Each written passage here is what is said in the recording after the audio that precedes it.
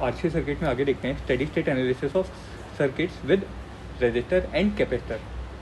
सो जब हम किसी आरसी सर्किट की स्टेडी स्टेट की बात करेंगे तो स्टेडी स्टेट में क्या होगा, during the charging of the capacitor. Steady state का मतलब क्या आएगा कि आपका जो कैपेसिटर है वो फुली चार्ज हो चुका है। कैपेसिटर क्या हो चुका है, फुली चार्ज हो चुका है। और जब कैपेसिटर पूरा चार्ज हो जाएगा तो उसके बाद सर्किट में करंट क्या हो जाता है, zero.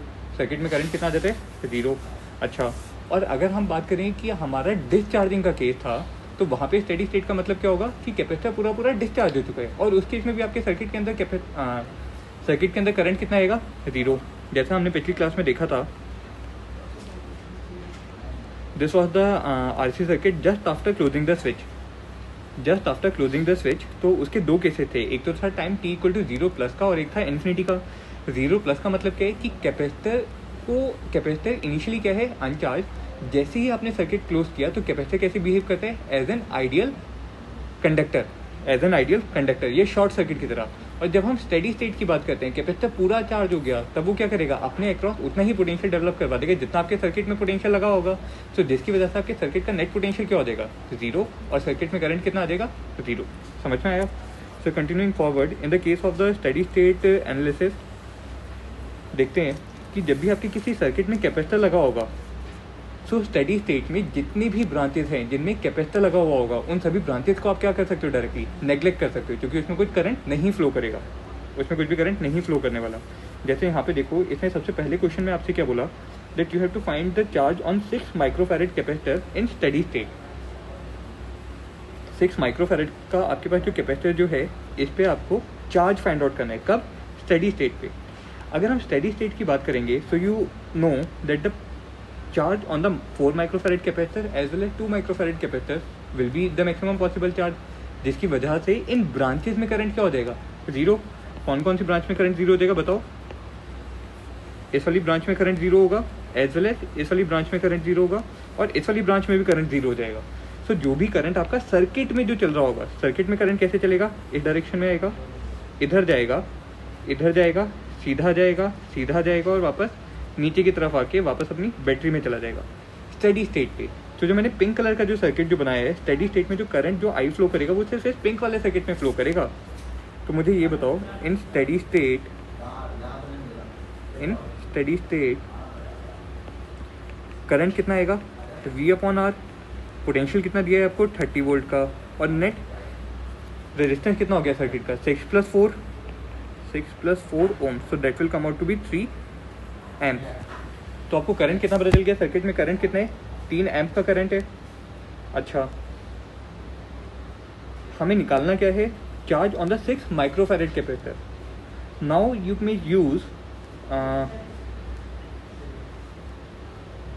The nodal method, nodal equation या Kirchhoff current law equation for the case of capacitor, जहाँ पे हम क्या बोलते हैं, that all the plates which are not connected to any other plate, the sum of the charges on those plates should be equal to 0। मतलब अगर मैं circuit की बात करूं और इस सर्किट में अगर मैं ये डॉटेड कर्व, ये वाला डॉटेड पाथवे अगर लूं जो मेरी दो कैपेसिटर प्लेट के बीच से गुजर रहा है,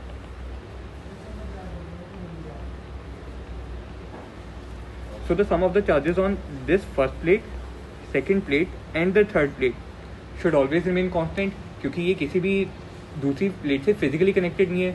तो जितना इनके पहले जितना चार्ज था उतने चार्ज इनके पास बाद में भी रहना चाहिए, ठीक है। So by using that method, let us assume that the potential of this point is x। जो हमारा टॉप मोस्ट पॉइंट है उसका पोटेंशियल कितना है, x है।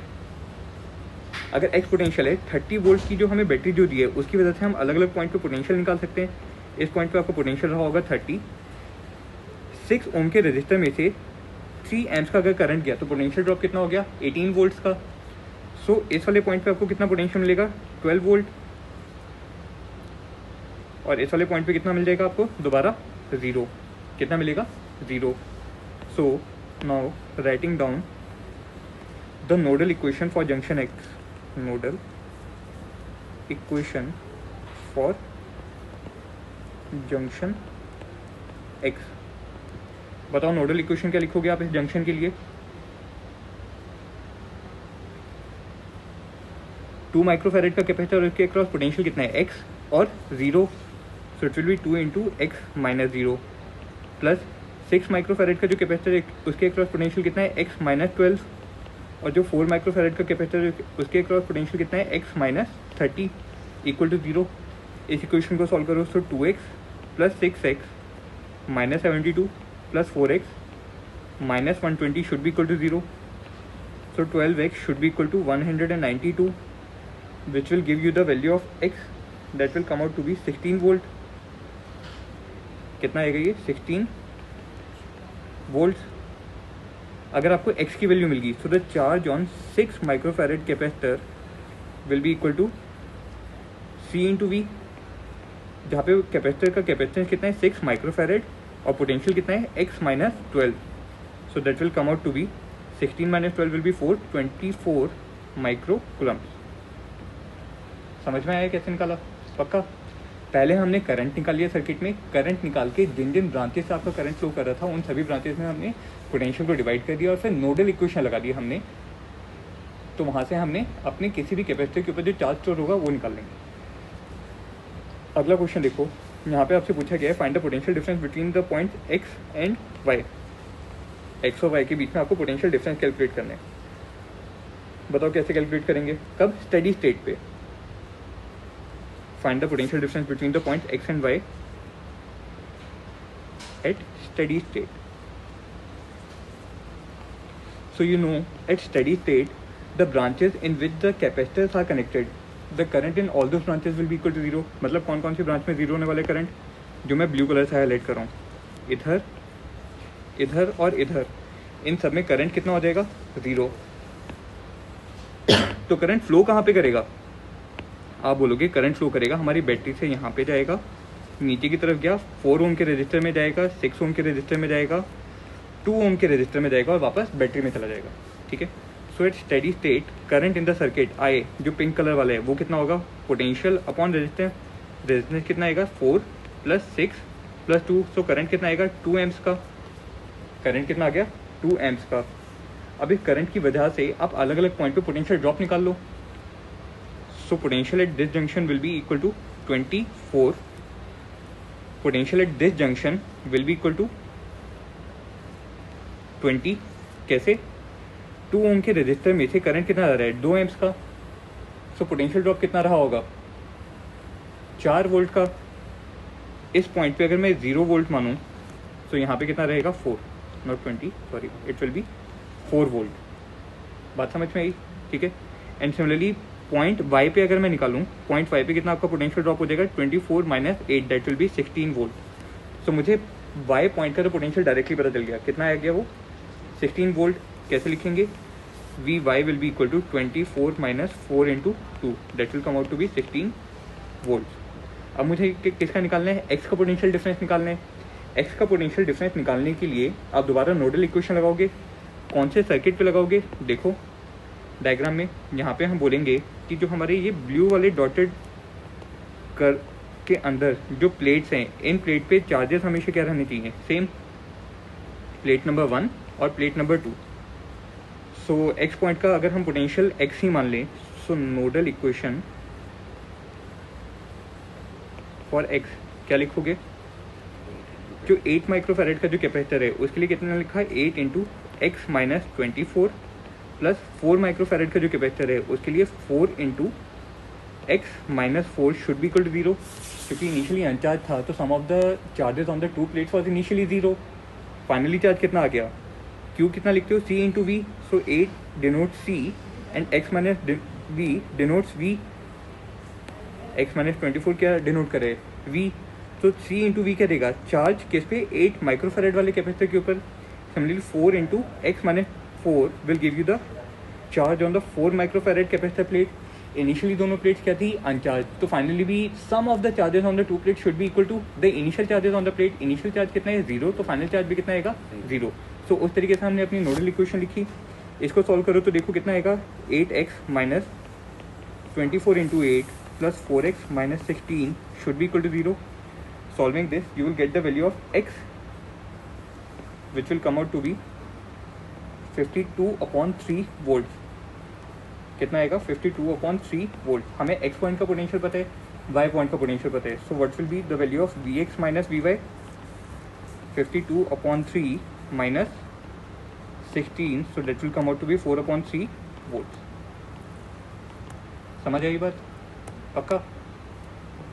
आगे देखो, नेक्स्ट क्वेश्चन में क्या बोला गया है आपसे, for the circuit shown in the figure you have to find the energy stored in the 4 microfarad capacitor in steady state. 4 microfarad का जो आपके पास कैपेसिटर है सबसे ऊपर जो ब्रांच में लगा हुआ है, इसमें आपको एनर्जी स्टोर निकालनी है। कब? स्टेडी स्टेट पे। स्टेडी स्टेट पे क्या हुआ होगा, इनिशियली हमारा जो कैपेसिटर है वो अनचार्ज है। जैसे जैसे आपके सर्किट में करंट फ्लो होना शुरू हुआ, कैपेसिटर धीरे धीरे चार्ज होता जाएगा। स्टेडी स्टेट पे जाके वो सर्किट को क्या कर देगा,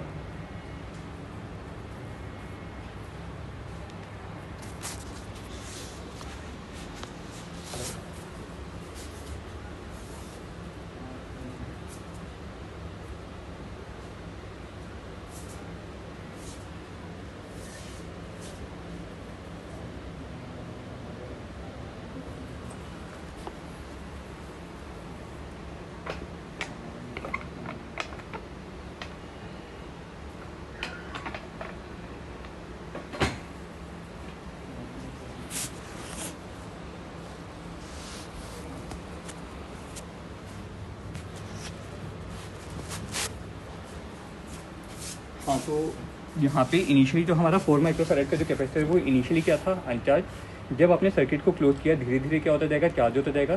स्टेडी स्टेट पे मैक्सिमम चार्ज होने के बाद ये सर्किट को क्या कर देगा, ब्रेक कर देगा। सर्किट को क्या करेगा, ब्रेक। सो सबसे पहले तो हम वो वाला सर्किट जिसमें 4 माइक्रोफैरेड का कैपेसिटर लगा हुआ है उसको हम अपने सर्किट में से नेग्लेक्ट कर देंगे। तो अब हमारे पास तभी 2 अलग अलग सर्किट मिलेंगे, दोनों में हम करंट की इक्वेशन को लिखते हैं और KVL को यूज़ करके हम करंट की वैल्यूज निकालेंगे। सो देखो, I am assuming that the current in this branch which goes in this direction is I1, और जो 20 वोल्ट वाली जो हमारी बैटरी है उससे जो करंट निकला that is I2। So this is I2, this is I2, this is also I2। इस जंक्शन पे I1 ऊपर से आ रहा है और I2 नीचे से आ रहा है। दोनों का नेट क्या जाएगा, 10 ओम वाले रजिस्टर में से कितना चला जाएगा, I1 plus I2। Out of this I1 plus I2, 5 ओम वाले रजिस्टर में से कुछ करंट ऊपर की तरफ चला जाएगा वापस, कितना, I1, और आगे की तरफ कितना करंट चला जाएगा, I2। अब जो करंट I1 जो ऊपर की तरफ गया है, स्टेडी स्टेट में हम क्या बोलेंगे, 4 माइक्रोफैरेड वाले कैपेसिटर वाली ब्रांच में कोई भी करंट नहीं जाने वाला। इसका मतलब इस वाले ब्लू वाली ब्रांच में करंट क्या रहेगा, 0। सो जो करंट I1 आपका 5 ओम वाले सर्किट रजिस्टर में गया है वो इधर जाके लेफ्ट में मुड़ जाएगा, टूवर्ड लेफ्ट हैंड साइड मुड़ जाएगा। कितना करंट, I1, और इस तरफ कितना करंट जाएगा, 0। सो I1 इधर जाके वापस हमारी बैटरी में आ जाएगा। समझ में आया? अब ऐसा करते हैं, अलग अलग पॉइंट की नेमिंग कर देते हैं, अलग अलग पॉइंट्स की हम नेमिंग कर देते हैं। So let us say that this point is A, this point is B, C, D, E, F and G। ठीक है, KVL इक्वेशन हम लिखेंगे सबसे पहले तो, यूजिंग किरचॉफ वोल्टेज लॉ। कौन से लूप के लिए, फॉर लूप, बताओ, A, G, F, B, A। इस वाले लूप में इस डायरेक्शन में मैं जा रहा हूँ। सो A से G के लिए बताओ करंट की KVL इक्वेशन कैसे लिखेंगे, -5I1 plus 40 minus 10 times I1 plus I2 -5I1 should be equal to 0। ये इक्वेशन बनी। अच्छा, similarly using Kirchhoff voltage loop law for loop, दूसरा वाला लूप ले लेते हैं, B, C, D, E, F, B, ये वाला loop in the clockwise direction. So B point से शुरू करेंगे। सबसे पहले क्या लिखेंगे, 20 minus 10 I2 minus 10 times I1 plus I2 should be equal to 0। तो 2 इक्वेशंस आ गई हमारे पास, एक इक्वेशन ऊपर और दूसरी इक्वेशन नीचे वाली। इन दोनों इक्वेशंस को जब आप सॉल्व करोगे, दोनों इक्वेशन को जब आप सॉल्व करोगे, तो सॉल्व करने के बाद आपके पास करंट की जो वैल्यूज जो आएंगी, I1, that current I1 will come out to be 2 amps, और जो हमारे पास करंट आएगा I2, वो आप यहाँ से सॉल्व कर लेना, करंट I2 की वैल्यू कितनी आएगी। जब हमें एक I1 की वैल्यू मिल गई कितनी 2 amps. Now we have to find the energy stored in the 4 microfarad capacitor. So मुझे ए से सी वाले पॉइंट तक जाना है। कैपेसिटर मेरे किन दोनों पॉइंट के बीच में लगा हुआ है, देखो एक तो लगा ए वाले पॉइंट और सी वाले पॉइंट के बीच में, ठीक है। सो मैं कौन सी लाइन ट्रेस करूंगा, ए से कैपेसिटर के थ्रू होते हुए सी पे जाऊंगा पहला, और ए और सी के बीच में जो मुझे पोटेंशियल डिफरेंस जो लिखना है वो मैं किसके अक्रॉस कैसे लिख लूँगा, by going from A to B and then from B to C, pink वाले पाथ के अक्रॉस। तो दोनों पाथ के अक्रॉस पोटेंशियल डिफरेंस तो सेम होना चाहिए। मुझे पिंक वाले पाथ के अक्रॉस बताओ, जब मैं V A minus V C लिखूंगा,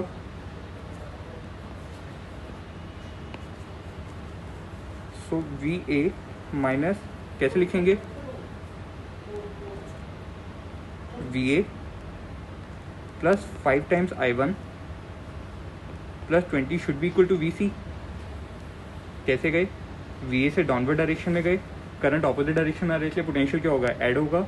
और जब हम बैटरी में से पास किए तो बैटरी का पॉजिटिव टर्मिनल आगे की तरफ था, इसलिए उसका भी पोटेंशियल क्या हो गया, एड अप हो गया। So V A plus 5 I1 plus 20 should be equal to V C. So V A minus V C कितना आएगा, V A minus V C will come out to be minus 20 minus 5 I1 that is minus 30 volt. Minus 30 volt का मतलब क्या है कि C point का potential A point से क्या रहा होगा, ज़्यादा रहा होगा। नेगेटिव आया है, इट मीन्स ए पॉइंट का पोटेंशियल सी की कंपेरिजन में क्या है, कम है। नेगेटिव आया है तो ए का पोटेंशियल सी से कम है ना। या फिर लिख सकते हो V C minus V A कितना रहा होगा, प्लस 30 वोल्ट। अब आपको पोटेंशियल एनर्जी स्टोर निकालनी है, तो बताओ potential energy stored in the 4 microfarad capacitor will be given by half C V square, जहाँ पे वी क्या होता है, potential difference across the capacitor, जो हमारे कौन से वाले सर्किट का था, येलो वाले सर्किट का। लेकिन येलो वाले सर्किट के अक्रॉस जो हमारा पोटेंशियल ड्रॉप है वो पिंक वाले सर्किट का भी पोटेंशियल ड्रॉप है, क्योंकि एंड पॉइंट ए और सी सेम है। सो बताओ वैल्यू कितनी आएगी, हाफ कैपेसिटर कितना है 4 माइक्रोफैरेड इंटू 30 का स्क्वायर। इसको सॉल्व करोगे तो आपके पास कितना आएगा, 1.8 milli joules, 1.8 milli joules. That will be the answer to this problem. समझ में आया। आगे देखो, in this case you have to find the current which is flowing through the battery, current which is flowing through the battery and charge on the capacitor in steady state. Given कि हमारे पास एक branch ऐसी है जिसमें capacitor लगा हुआ है और कैपेसिटर का कैपेसिटेंस कितना गिवन है, 2 माइक्रोफैरेड। तो सबसे पहले स्टेडी स्टेट में जिस ब्रांच में आपके पास कैपेसिटर लगा हुआ है उस ब्रांच में करंट क्या हो जाएगा, 0। सो ये येलो वाली ब्रांच, इसमें करंट क्या होने वाला है, 0। सो करंट सिर्फ और सिर्फ किस में रह जाएगा, इसी डायग्राम को हम दोबारा बनाएंगे, लेकिन उसमें से जो हमारी सेंट्रल ब्रांच जो है उसको क्या कर देंगे, नेग्लेक्ट कर देंगे। So you will write at steady state, steady state में क्या होगा, ये वाली ब्रांच में से पूरी क्या हो जाएगी, रिमूव हो जाएगी। पूरी ब्रांच क्या होगी, रिमूव हो गई। अब देखो पूरी ब्रांच रिमूव करने के बाद आपके पास 3 ओम्स और 6 ओम का जो रजिस्टर है ये दोनों किस में आ गए, पैरेलल में आ गए, और उसका कॉम्बिनेशन 4 ओम के साथ किस में आ गया, सीरीज में। सो इस सर्किट को जब आप रिड्यूस करके उसमें करंट निकालोगे तो करंट निकालने से पहले आर इक्विवेलेंट निकालो। आर इक्विवेलेंट क्या आएगा, 3 ओम इन पैरेलल विद 6 ओम, और इसका कॉम्बिनेशन आएगा सीरीज में किसके साथ, 4 ओम के साथ। सो 6 into 3 upon 6 plus 3 plus 4, so that will be equal to 2 plus 4 which will give you 6 ohm। so आपको इक्विवेलेंट रेजिस्टेंस कितना मिल जाएगा सर्किट का, 6 ओम। कब, स्टेडी स्टेट पर। तो स्टेडी स्टेट पर जो हमारे सर्किट में से करंट जो फ्लो कर रहा होगा आई, वो कितना होगा, V upon R. Potential is 24 volt and the resistance is 6 ohm, so current कितना आएगा, 4 एम्प्स। करंट कितना आ गया, 4 एम्प्स का। अब आपको निकालना क्या है, the current which is flowing through the battery at steady state. Steady state में जो करंट जो फ्लो कर रहा होगा वो तो हमें मिल गया, कितना आएगा, 4 एम्प्स। दूसरा पार्ट आपको क्या निकालना है, the charge on the capacitor. ये बताओ चार्ज ऑन द कैपेसिटर कैसे निकालोगे। Let us say that this end terminal is A and the other terminal is B. Terminal A और बी हमें पता है।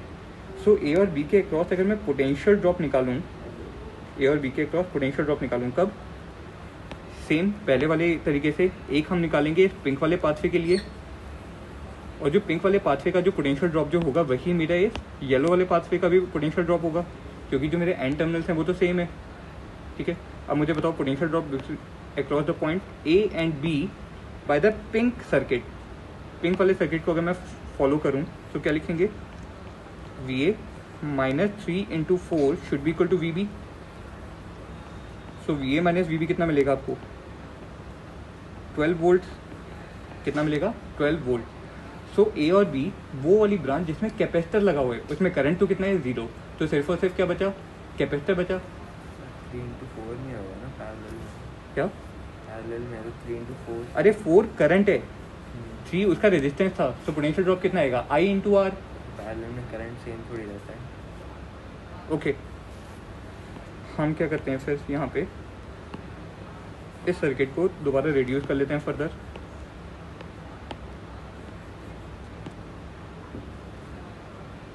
तो हम इस सर्किट को रीड्रॉ कर लें तो हमारे पास क्या होगा, 3 ओम और 6 ओम, ये दोनों तो किसमें है, पैरेलल में है।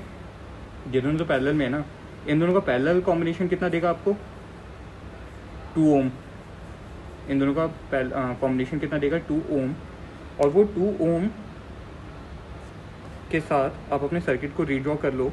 सो it will be capacitor, a resistor in parallel with a resistor, again a resistor, and you have a battery. This is 4 ohm, this is 2 ohm। ये 2 ohm किसका आया, 3 और 6 वाले का। और इसके अलावा हमारे पास जो सर्किट जिसमें 2 माइक्रोफैरेड का कैपेसिटर ऑलरेडी था वो हमने ड्रॉ कर लिया यहाँ पर, 2 microfarad in series with 4 ohm resistor. ठीक है, और हमें ये पता है इस सर्किट के लिए, हमें क्या पता है बताओ, कि करंट जो हमारी बैटरी से निकला वो यहाँ पे गया, ऊपर गया, इधर आ गया, इधर आ गया, नीचे आया और इधर आ गया। इस वाले करंट आई की वैल्यू पता है, यहाँ पे लिख लो टर्मिनल ए और बी के लिए, let this is terminal A and this one is your terminal B. ठीक है, so V A minus 2 into 4 should be equal to V B. कैसे लिखा, V A minus 2 into 4 should be equal to V B. So V A minus V B कितना आएगा, V A minus V B is equal to 8 volt. It should be equal to 8 volt. लेकिन at the same time I know that the current in the top branch I is equal to 0। So इस 4 ओम वाले register के across potential drop कितना आएगा, 0। क्योंकि current 0 है तो potential drop कितना आएगा, 4 ओम के रजिस्टर के अक्रॉस 0 आएगा वो भी। तो आपको जो भी पोटेंशियल ड्रॉप मिलेगा वो किसके अक्रॉस मिलेगा, between the 2 microfarad capacitor. So potential difference across the terminals of capacitor कितना आएगा, V A minus V B, जिसका मैग्नीट्यूड कितना आएगा, 8 वोल्ट।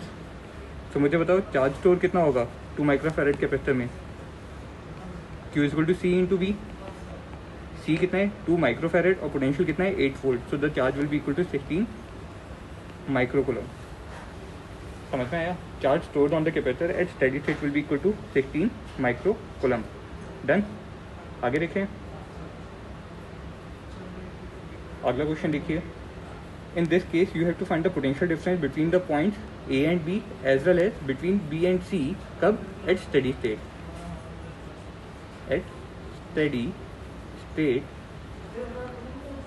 points identify कर लो कौन सा है। This is your point A, this one is your point B, and this is your point C. Steady state में वो सारे के सारे ब्रांचेस जिसमें आपका कैपेसिटर लगा हुआ है, उन सब में करंट कितना हो जाएगा, 0। तो अगर आप यहाँ पे देखोगे आपके पास कोई ऐसा सर्किट बचेगा ही नहीं जिसमें करंट कुछ फ्लो हो रहा हो। क्यों, इसी सर्किट को दोबारा रीड्रॉ कर लेते हैं आपकी क्लैरिटी के लिए। और ये जो सर्किट जो मैं यहाँ पे ड्रॉ कर रहा हूँ, एट स्टेडी स्टेट हमें क्या करते जाना है, वो सारी की सारी ब्रांचेस में से कैपेसिटर को हटाते जाओ। देखो 3 माइक्रोफैरेड का कैपेसिटर हट गया, ब्रांच के टर्मिनल्स ओपन हो गए। 1 माइक्रोफैरेड का कैपेसिटर हट गया, इस वाली ब्रांच के भी ओपन हो गए। 1 माइक्रोफैरेड ये गया, ये भी जाएगा, और ये भी जाएगा। ठीक है, अब ट्रेस करो कोई ऐसा पाथ आपके पास बचता है जिसमें से करंट फ्लो होने की उम्मीद हो। यहाँ से तो करंट चलेगा, 15 ओम के रजिस्टर में जाएगा, ऊपर की तरफ गया। जब इस पॉइंट पे पहुंचा तो इसको दो पाथ्स मिले, एक पाथ जाएगा आगे की तरफ या एक पाथ जाएगा ऊपर की तरफ। जब ऊपर की तरफ गया उसको यहाँ पे सर्किट क्या मिला, ओपन, मतलब करंट ऊपर की तरफ नहीं जाएगा। 10 ओम के रजिस्टर के बाद वो आगे आ जाएगा। फर्दर इसको दो पाथ्स पे मिलेंगे, या तो जाएगा ऊपर की तरफ तो उसको सर्किट ओपन मिलेगा, आगे की तरफ गया तो भी उसको सर्किट ओपन मिला, मतलब सर्किट में कोई करंट ही नहीं फ्लो करेगा, सर्किट में कुछ करंट ही नहीं फ्लो करने की उम्मीद रही। ये बात समझ में आई? तो देखो, अगर सर्किट में आपका कोई भी करंट अगर फ्लो ना किया तो उस केस में हम क्या करेंगे, at steady state let us assume that the potential, हम पोटेंशियल को डिवाइड कर सकते हैं अलग अलग पॉइंट पे। अगर हमें 100 वोल्ट पता है तो इस सी पॉइंट का पोटेंशियल कितना आ जाएगा, 0 वोल्ट। ए पॉइंट का पोटेंशियल कितना आ जाएगा, 100 वोल्ट। ए पॉइंट का पोटेंशियल कितना आएगा, 100 वोल्ट। एंड लेट अस से कि बी पॉइंट का जो पोटेंशियल है वो कितना है, एक्स। क्योंकि सर्किट में कोई भी करंट नहीं फ्लो कर रहा था इसलिए किसी भी रजिस्टर के अक्रॉस कोई पोटेंशियल ड्रॉप नहीं होगा, किसी भी रजिस्टर के अक्रॉस कोई भी पोटेंशियल ड्रॉप नहीं होने वाला। बात समझ में आई? ठीक है, तो एक तरीके से हमें स्टेडी स्टेट पे क्या कर देना है, ये अपने सर्किट एनालिसिस के लिए हम सारे रजिस्टर्स को हटा के वहाँ पे प्योर कंडक्टर को यूज़ कर सकते हैं। रजिस्टर्स को हटा के क्या यूज़ कर सकते हैं, प्योर कंडक्टर्स को। तो मुझे ये बताओ, अगर मैं इस सर्किट के लिए, इस रेड डॉटेड पाथ के लिए अगर मैं नोडल इक्वेशन लिखूं,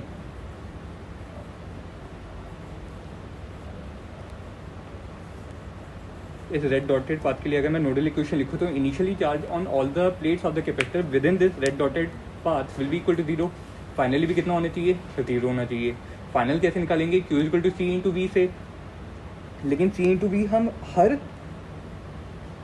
कैपेसिटर के क्रॉस लगाएंगे, सी इंटू वी हर कैपेसिटर के क्रॉस लगाएंगे। तो यहाँ पे ध्यान दो, अगर मैं 3 माइक्रोफेरेड वाले कैपेसिटर की बात करूँ तो एक पॉइंट पे जो इसका टर्मिनल जो है वो कितना है, एक्स, और दूसरे पॉइंट पे टर्मिनल कितना है, 100 वोल्ट का।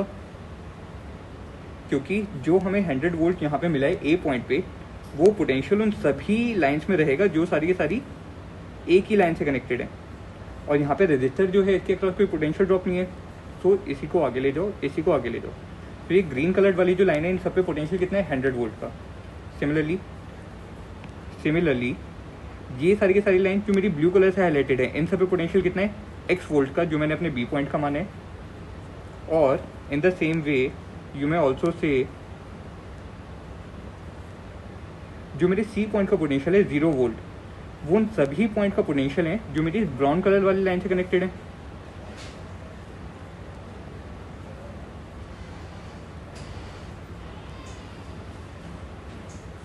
हाँ या ना?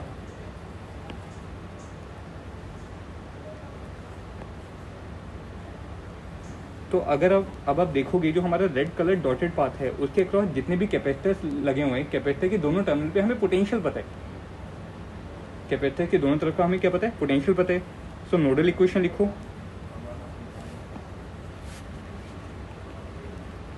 Nodal equation for x. सो सबसे पहले 3 माइक्रोफेरेड का जो टॉप पे जो आपके पास कैपेसिटर लगा है उसके लिए 3 into x minus 100 plus 3 microfarad का दूसरा वाला कैपेसिटर उसके क्रॉस भी कितना है, 3 इंटू एक्स माइनस 100। 1 माइक्रोफेरेड वाला जो है उसके क्रॉस कितना आया, एक्स माइनस 0, और दूसरा वाला जो आपके पास 1 माइक्रोफेरेड का है उसके क्रॉस भी कितना है, एक्स माइनस 0। तो that will B 1 into x minus 0 plus 1 into x minus 0।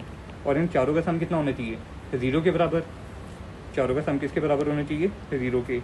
इस इक्वेशन को जब आप सॉल्व करोगे so you will get the value of X will be equal to 75 volts. X की वैल्यू कितनी आएगी, 75 वोल्ट्स वैल्यू आ गई। अब इसने क्वेश्चन में क्या पूछा है, V A minus V B का potential. So V A minus V B जब हम जाएंगे तो इसके दो अलग अलग पाथवे यूज़ कर लो।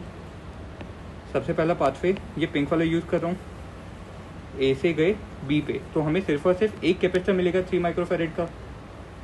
सो V A minus V B can be written as, इधर से देखो V A minus V B को क्या लिख सकते हो, V A minus V B will be equal to 100 minus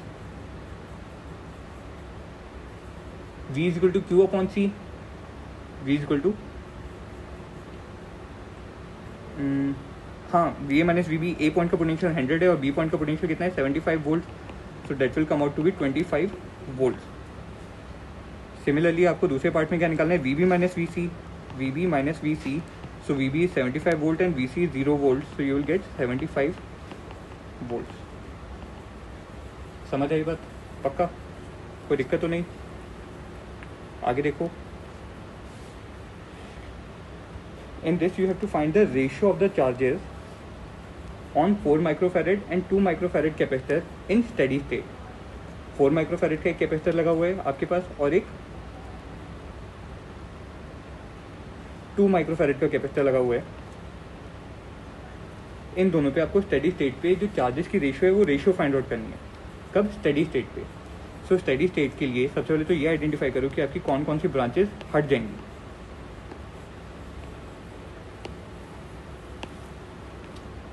so देखो क्या लिखोगे, at steady state, at steady state बहुत सारी ब्रांचेस हटा दो जिसमें कैपेसिटर लगे हुए हैं। ये वाली ब्रांच हट गई और ये वाली ब्रांच भी हट जाएगी। जैसे ही ये ब्रांच हटी आपकी ये दोनों टर्मिनल्स क्या हो गए, ओपन, और ये दोनों टर्मिनल्स क्या हो गए, ओपन। सो इन दोनों टर्मिनल्स को भी हटा दो।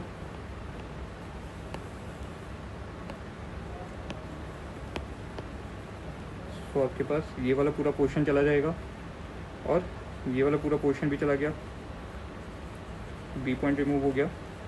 सिमिलरली सी से डी के बीच में भी आपके पास ये वाला पार्ट भी हट जाएगा। ठीक है, अब अगर आप देखोगे तो आपका सर्किट बड़ा सिंप्लीफाइड सर्किट बन गया। क्यों? क्योंकि इस सिंप्लीफाइड सर्किट में 10 वोल्ट की बैटरी एक तरफ है और 20 वोल्ट की बैटरी एक तरफ है। दोनों में से पावरफुल बैटरी कौन सी है? 20 वोल्ट की। तो यहाँ से करंट चला दो, आई करंट चलाओ और वो आई करंट को सभी एलिमेंट्स में से पास करवा दो।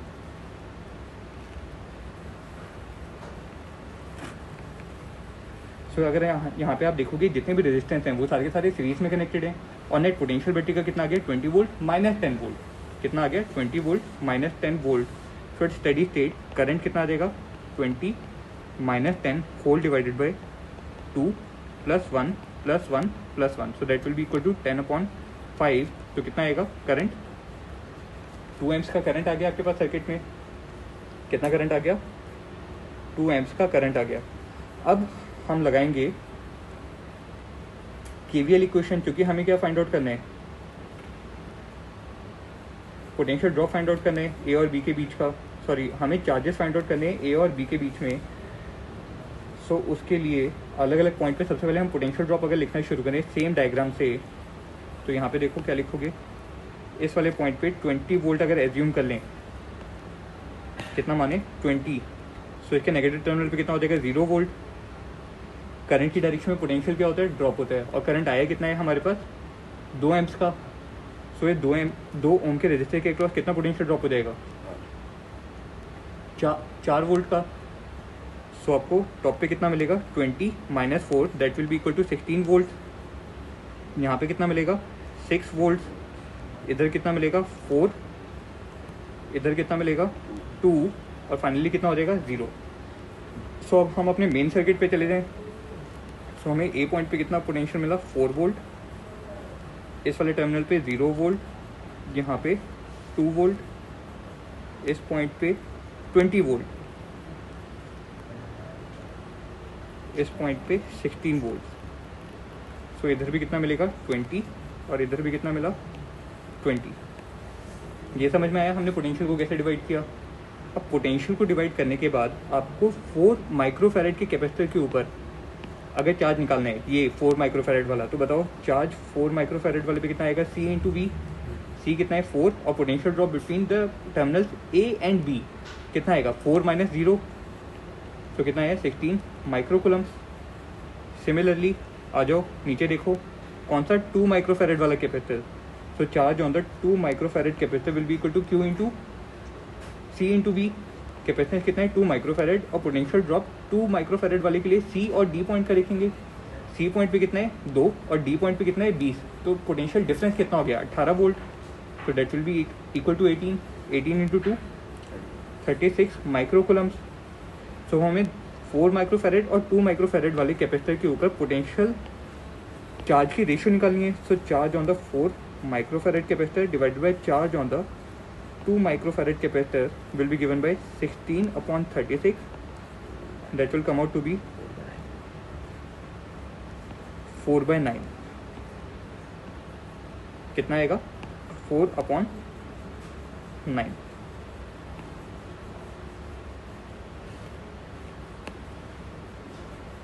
समझ आया? पक्का?